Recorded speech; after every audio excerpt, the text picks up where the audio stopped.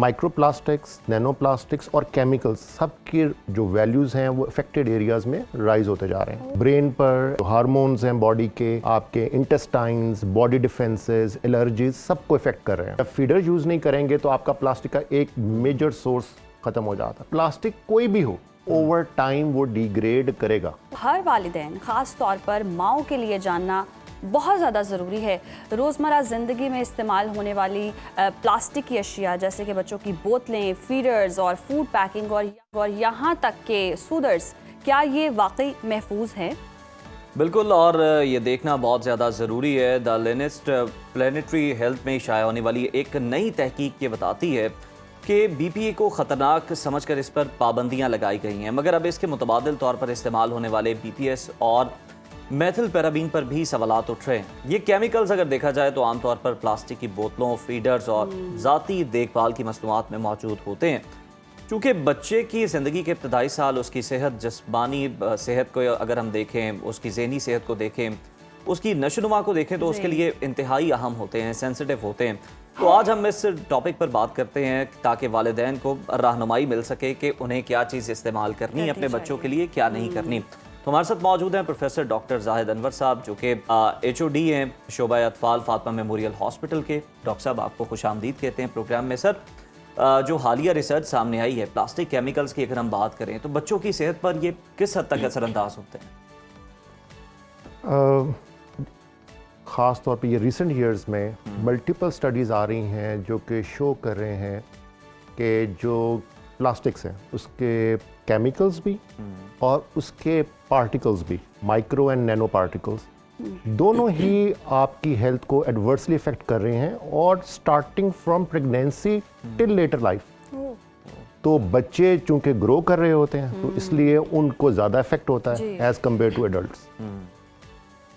सो सबसे पहले जो है कि ड्यूरिंग प्रेगनेंसी, रिसेंट स्टडीज़ में ड्यूरिंग प्रेगनेंसी एमनियोटिक फ्लूइड, वो पानी जिसके अंदर बच्चा वो तैर रहा होता है बच्चादानी में, उसके अंदर माइक्रो प्लास्टिक्स, नैनो प्लास्टिक्स और केमिकल्स सब की जो वैल्यूज़ हैं वो अफेक्टेड एरियाज़ में राइज होते जा रहे हैं। सो इट मीन्स के जो इफ़ेक्ट है वो बहुत अर्ली स्टेजेस से स्टार्ट होना शुरू हो गया। प्लस फिर इसके जो इफ़ेक्ट्स हैं वो ब्रेन पर, एंडोक्राइन, ये जो हार्मोन्स हैं बॉडी के, आपके इंटेस्टाइन्स, बॉडी डिफेंसेस, एलर्जीज सबको इफेक्ट कर रहे हैं। ब्रेन में वो कहते हैं कि जी अब जो स्टडीज़ वो लिंक कर रही हैं ये प्लास्टिक कंटेमिनेशन, पोल्यूशन को विद ADHD एंड ऑटिज़म, और हमें मालूम है इसका रेट इंक्रीज़ कर रहा है। दूसरा फिर वो कहते हैं कि इसके साथ ड्यूरिंग ग्रोइंग ईयर्स आपका ब्रेन इफेक्ट होता है which can lead to depreciation in IQ levels, कि IQ का जो एक होना चाहिए उसको इफेक्ट होना शुरू हो जाता है, and that is a grave concern.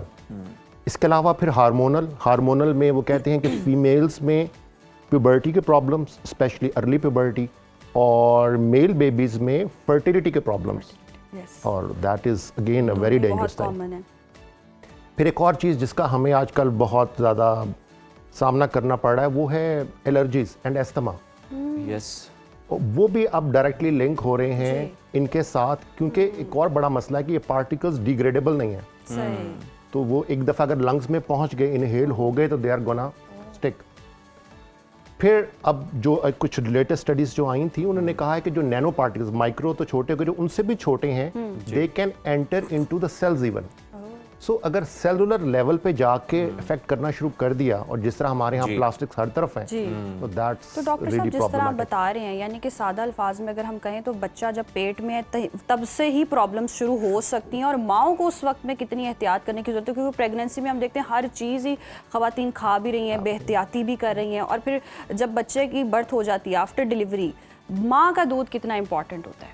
माँ का दूध तो इम्पॉर्टेंट बेशक है, मगर इसमें ना एक करेक्शन, ड्यूरिंग प्रेगनेंसी आप अवॉइड करना शुरू करेंगे तो it will be very late. आपको एज अ लाइफस्टाइल ही चेंज करना है कि बॉडी में वो चीज़ें रहीं कम। तो उस टाइम पे, जब प्रेगनेंसी के टाइम पे अगर आपने अवॉइड करना शुरू किया तो आप कुछ डेंट डालेंगे, मगर जो जमा हो रहा है, जो प्रेजेंट है, उसका क्या करेंगे? ठीक है, तो मदर फीड फिर जाहिर बात है, इसीलिए मदर फीड के साथ एक सबसे बड़ा फ़ायदा जो प्लास्टिक के हवाले से है, जी। You do not have to, आपको फीडर यूज़ नहीं करने पड़ेंगे। यस। जब फीडर यूज़ नहीं करेंगे तो आपका प्लास्टिक का एक मेजर सोर्स खत्म हो जाता है। फिर लेकिन सर हमारा वहाँ पे भी तो प्लास्टिक आ गया ना, कुछ लोग पंप्स वगैरह जो हैं उनका इस्तेमाल करते हैं और इस तरह की ये भी तो मार्केट में चीज़ें आ गई हैं। बेतहाशा प्लास्टिक तो हमारे हर तरफ है ना। अब बच तो नहीं आपको सकते। अब बच नहीं सकते। अब आपको इवेंचुअली एक कॉन्शियस एफर्ट करनी पड़ेगी अपने इर्द गिर्द से प्लास्टिक ख़त्म करने के लिए। जब भी आप प्लास्टिक में हीट करेंगे, केमिकल लीच करेंगे, केमिकल रिलीज हो जाएंगे फूड के अंदर। आप प्लास्टिक कंटेनर्स में फूड को स्टोर करेंगे तो उसमें लीचिंग होगी। फिर आपके इर्द गिर्द प्लास्टिक, मसलन शूज, टॉयज, कर्टन्स, प्लास्टिक हर जगह ही है। तो वहां से प्लास्टिक डिग्रेड होकर उसके पार्टिकल्स बनेंगे, वो आप इनहेल भी करेंगे, इंजेस्ट भी करेंगे। अच्छा डॉक्टर साहब, जिस तरह से बात हो रही थी माँ के दूध के हवाले से, उसका तो नेमुल बदल ही कोई नहीं है, बेहतरीन है। लेकिन सर कौन सी ऐसी कंडीशंस होती हैं जिसमें फिर माँ का दूध बच्चे को नहीं दिया जाता और फिर मुतबादिल हमें आपको दूध देने पड़ते हैं, फार्मूला मिल्क देने पड़ते हैं और अब पैदाइश हुई है उसके फ़ौरन बाद भी शुरू करवाने पड़ते हैं? कौन से ऐसे हालात होते हैं? अगर आप रियलिस्टिकली और इन रियल लाइफ देखें तो these conditions are very very very rare. ठीक है, उसके अंदर अब माँ का दूध, डेवलपिंग कंट्रीज में WHO कहता है कि अगर माँ को TB भी है, HIV भी है, कुछ भी, आप मदर फीड ना छुड़वाएं। अच्छा। ठीक है ना, डेवलप्ड कंट्रीज के लिए हैं कि मदर फीड करके आप फार्मूला पे चले जाएं, मगर for developing countries which is जिसमें हम भी आते हैं जी, तो आप अगर मदर में एक्टिव इन्फेक्शंस हैं, वो तब भी कहते हैं कि आप मदर के टेस्ट कर लें, एक दफ़ा वो एक्टिव इन्फेक्शन से निकल आए तो आप मदर फीड को दें। ठीक है। सिर्फ चंद एक कंडीशन जिसमें आप हो सकता है मिल्क वैसे ही ना दे सकें, जिन्हें इनबॉर्न एरर्स ऑफ मेटाबॉलिज्म कहते हैं, कि पैदाइशी तौर पे आपके बॉडी में कुछ ऐसे मेटाबॉलिज्म के डिसऑर्डर्स हैं जिसमें आप दूध, जर्नल दूध ले ही नहीं सकेंगे, उसके लिए और शायद स्पेसिफिक दूध दूध चाहिए। प्रोड्यूस भी नहीं होता उस तरह से। दूध प्रोड्यूस तो नहीं हो जाएगा, मगर उसमें बच्चा नहीं कर पाता, दूध को ब्रेक डाउन नहीं कर पाता। सही। उसमें वो टॉक्सिसिटी, वो केमिकल्स पैदा होने शुरू हो जाते हैं जो बच्चे को एडवर्सली इफेक्ट कर रहे होते हैं। फिर उनके लिए स्पेशल दूध होते हैं, वो एक चीज़ ही तो अलग है। जाहिद साहब, ये जो ख़वातीन जिनके वैसे तो ज़्यादातर ही आजकल सी सेक्शन हो रहे होते हैं, तो उसके बाद भी कुछ दिन तो रेकमेंड नहीं करते और फौरी तौर पर दूसरा फार्मूला मिल्क जो है वो देना पड़ रहा होता है बच्चे को। जब वो फार्मूला मिल्क आपने 1-2 दिन पिला दिया तो फिर उसके बाद तो बच्चा उसी पे सेट होता है, वो फिर बिल्कुल उससे हट नहीं सकता। असल में इसमें ना अवेयरनेस तो मेरा ख्याल है, अब जिस तरह आप लोग प्रोग्राम बार बार कर रहे होते हैं, अखबार, TV, हर कोई कह रहा है कि मदर फीड दें, अवेयरनेस तो है, मगर एज सच थोड़ा सा उसको ज़रा कैजुअल लेते हैं थोड़ा सा। तो उसमें वही आपके जो पहले 2-3 दिन की बात है, सिजेरियन सेक्शन हुआ है, मदर रिकवरी रूम में है, उसमें 2-3 घंटे लगने हैं, बेबी का इतनी देर में क्या करेंगे आप? शुगर लो होना भी एक ऑप्शन नहीं है, तो आप मिल्क दे देते हैं। मगर फिर उसका तरीका ये कार है, जैसे ही मदर हो साथ लैच करवाना शुरू करें, कैंगरू केयर साथ लगाएं, फीड भी आ जाएगी और बच्चा मदर फीड पे भी आ जाएगा, अभी कुछ नहीं होता। मगर आप वो लंबा लंबा इंतजार करें, ये पेन खत्म होगी, ये मोबाइल होंगी, ये होगा, इतनी देर में तो फिर। अच्छा डॉक्टर साहब, अगर हम फीडर्स की तरफ आ जाएं, बड़ी बड़ी एडवांस अब चीज़ें आ चुकी हैं, कुछ ऐसे फीडर भी आ चुके हैं, आप वो ओवन में रखें, वो प्लास्टिक भी आप यूज़ कर सकते हैं, वहीं वो माएँ ओवन में गर्म भी करती हैं पानी और वहीं से दूध ऐड करके पिला भी देती हैं। ये एक तो प्लास्टिक होना और दूसरा उसको गर्म कर देना। माइक्रोवेव तो दूध को करना ही नहीं है ना, वो आप उसको प्लास्टिक को तो माइक्रोवेव में रखना ही नहीं है, ये तो टोटली नो चाहे है। जितना भी अच्छा प्लास्टिक हो, कुछ भी प्लास्टिक हो, आपको जो दूध गर्म करना है वो गर्म पानी के अंदर रख के उसमें डिप कर सकते हैं एट मैक्सिमम।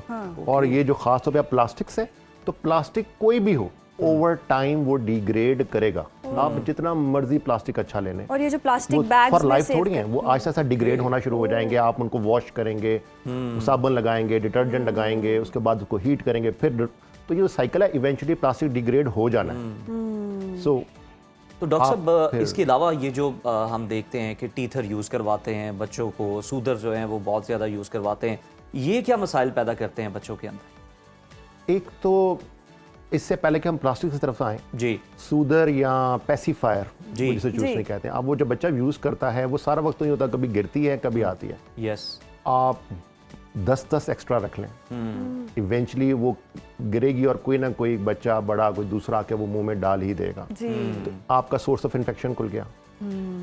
सही। प्लस फिर जब आप ये पेसिफायर्स या टीथर्स बहुत लंबा टाइम यूज़ करेंगे तो वो फिर टीथ की शेप, स्वॉलोइंग, वोकलाइजेशन, वो सारे ऐसे करके इफेक्ट होना शुरू हो जाते हैं। ठीक है ना। अजीब सी शेप हो जाती है बच्चों की, आगे से दांत यूं निकल आते हैं Change हो बार-बार। जाना That is really शुरू हो bad. जाता है। माएँ जो है वो कह रही होती है कि चले बच्चा चुप रहेगा, सुकून रहेगा थोड़ी देर, तो इसे सुधर दे देते हैं, इसको चाहिए इवन ये, कुछ जैसे छोड़ता ही बच्चे, नहीं। अब ये पता नहीं बेथ है कि बच्चे जी दांत निकाल रहे हैं तो उसको कोई हार्ड चीज़, मतलब अब फूड की तरफ जा रहे होते हैं तो पहले लिक्विड की तरफ होते हैं, फिर हार्ड फूड देना है, तो उसमें भी वो बच्चा बाइट कर रहा होता है। तो आजकल मेरे अपने घर में बच्चा है जिसके दांत निकल रहे, तो वो हर चीज़ को, हर सॉलिड चीज़ को बाइट करना चाहता है। जो है ना teething process, it's a slow process. ये कोई एक दिन का काम तो है नहीं। टीथ आएंगे, आते आते आते वो ऊपर बाहर की तरफ आएंगे and then grow out as well, फिर एक के बाद दूसरा। It's a process which will be going on for months basically, start होके। जब वो मंथ्स पे चलेगा तो आप टीदर देखे तो इधर में अगर इन्फेक्शन होनी शुरू होंगी तो फायदा क्या हुआ। बट दांतों ने जब आना है वो आना ही आना है, ही आना है। वो तो नेचुरल प्रोसेस है ना।